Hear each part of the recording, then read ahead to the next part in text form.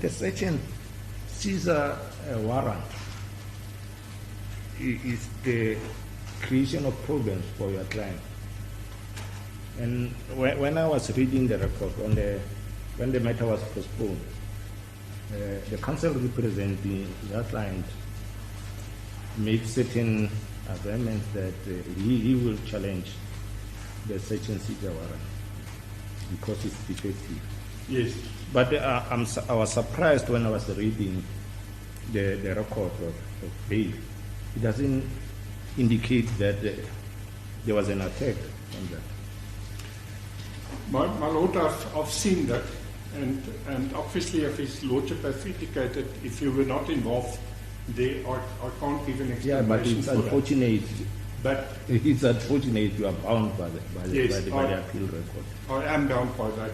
Yes. A bail application record, I'm sorry. Yes. But my Lord, I submit that in any event, that whether it was done in terms of a warrant, whether there's an attack on that warrant, that would be a trial issue. Yes, no, but normally in a bail application where you have made a confession, for example, you said, no, I admit I made a confession, but that confession was not will and voluntary made. You just indicate in a bail proceeding and just leave it there. You Yes. don't go into the merits of it.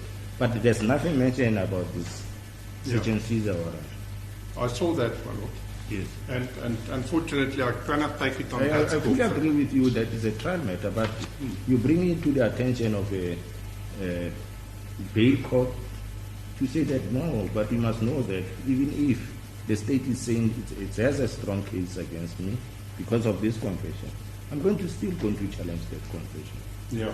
Yeah. Now, I saw that, my Lord. And then if you don't make any mention of it, so you admit that it was illegal search and seizure warrant. Yeah. My Lord, I submit that is an issue, but it is an issue that could be dealt at trial. Yeah, no, I understand that too. Yeah. But I do understand His Lordship's difficulty with the fact that you raise it that it's an issue, but you place no fact before the court why you say it's an issue. I do understand that difficulty of the court. But what I say, my Lord, that if one have regard to, and I will come to that, I just want to refer His Lordship to what is the respondent's response in respect of the notion of the interest of justice. Yes.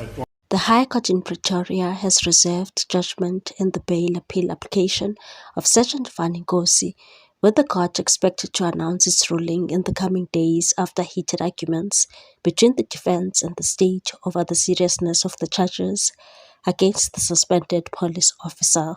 Nkosi returned to court on Tuesday in an attempt to overturn an earlier ruling by Pretoria North Magistrates Court, which denied him bail on 22 April. Magistrate Thandi Taleti previously found that Nkosi had failed to convince the court that he would not interfere with witnesses, evade trial, or pose a danger to society if released. The embattled officer was arrested on 2 April by the Madlang Commission of Inquiry Task Team shortly after testifying before the commission. His arrest followed a raid at his Pretoria home, where investigators allegedly uncovered cash, ammunition, police dockets, and explosives.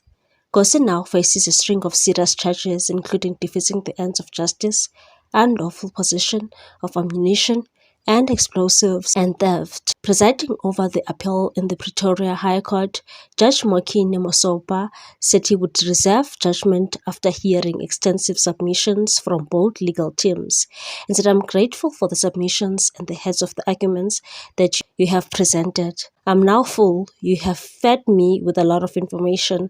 I'm going to reserve this judgment." During arguments, Nkosi's lawyer, Advocate Hendrik Potgieter, maintained that the magistrate had erred both on the facts and in law when refusing his client bail. Potgieter argued that the High Court had sufficient grounds to interfere with the lower court's findings. He insisted that the state had failed to provide concrete evidence showing that Nkosi will interfere with investigations or tamper with evidence if granted bail. The state had previously argued that Nkosi posed a risk because of his alleged access to police systems, witnesses, case dockets, and exhibits. However, Potgieter told the court that these claims were speculative and unsupported by facts, and said the state did not place substantive evidence before the court to show the likelihood or probability that the appellant will interfere with investigations or witnesses. But Judge Mosopa repeatedly questioned the defense about large sums of money allegedly found inside Nkosi's home during the police raid. According to court proceedings, investigators allegedly discovered 350,000 rand in cash, along in addition 52,000 rand at the property. Mosopa openly expressed concern about the origin of the money, pointing to Nkosi's salary as a police officer, and said according to the state, there was no reasonable explanation for that money. Why do you keep 350,000 rand in your house? You are not a businessman, you are a police officer earning about 16,000 rand a month. I can't even keep that amount of money because I do not earn that salary. You go and keep another 52,000 rand. What does that mean? But Potgieter responded by arguing that possessing cash alone could not be used to prove criminal conduct or suggest that Nkosi had a tendency to commit Schedule 1 offences. And said, my lord, that alone cannot demonstrate a propensity to commit a Schedule 1 offence. The matter of firearms and ammunition allegedly seized from Nkosi's house also came under intense scrutiny. Mosopa questioned why the officer allegedly had large quantity of R5 rifle ammunition at his home, and said, why does he keep such a large amount of ammunition relating to the R5 rifle in his house? Only 5 out of the 62 rounds were police issued. That means the rest were not police issued. But Potgieter dismissed concerns surrounding the ammunition, telling the court Nkosi was a licensed firearm owner with several registered weapons, and said with the number of firearms registered in his name, 400 rounds of ammunition is not excessive. He is a licensed gun owner. He further argued that the firearms and ammunition had already been confiscated by police, meaning Nkosi no longer had access to them. He said the allegation that he poses a danger to society no longer exists because those items were seized by police. State Advocate Trot Mphahlele strongly opposed the appeal, insisting the prosecutors had built a compelling case against Nkosi and warning that releasing him on bail could compromise investigations. Mphahlele challenged Nkosi's earlier denial that a stun grenade had been found during the search of his home. In court, the prosecutor reportedly presented photographs allegedly showing the explosive device inside the house, and said the appellant insisted that no stun grenade was found on the premises. The stun grenade was found inside the house, specifically at the bar area. The state also revisited allegations relating to police dockets discovered at Nkosi's property.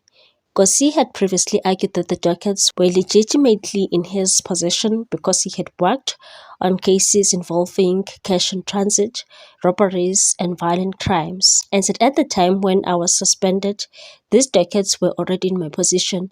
I did not steal them, no, I was defeating the ends of justice.